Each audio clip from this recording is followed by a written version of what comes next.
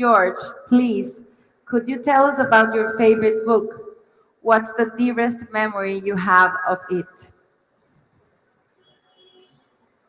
I don't know that I have a favorite book. I have, maybe 20 favorite books.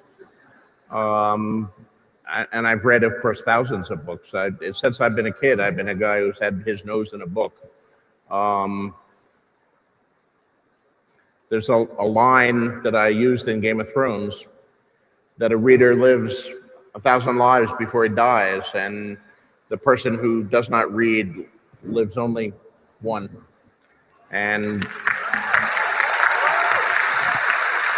I have lived 1,000 lives. I mean, I've gone to other planets. I've walked in Middle Earth. I've ridden with Ivanhoe in the Crusades and in the tourneys in front of King John. I've adventured with Robin Hood in the forest. I've climbed Mount Everest. I've done all of these things in the pages of the books, and I've gone to distant stars too, because I am a science fiction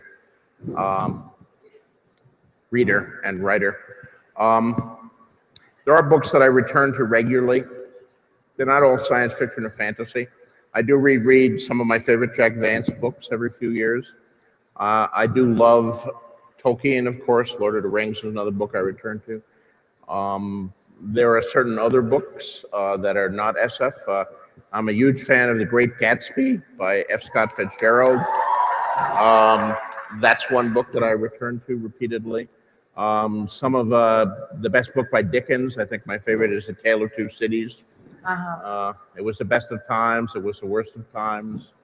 What a great beginning, and then what a great end. Is a far, far better thing I do than I've ever done. Great bittersweet ending there. So, yeah, I have a lot of books that I like. And the best books, to my mind, the very best books are the ones that you can reread over and over again. And every time you return to them, you find new things in them and you enjoy them just as much.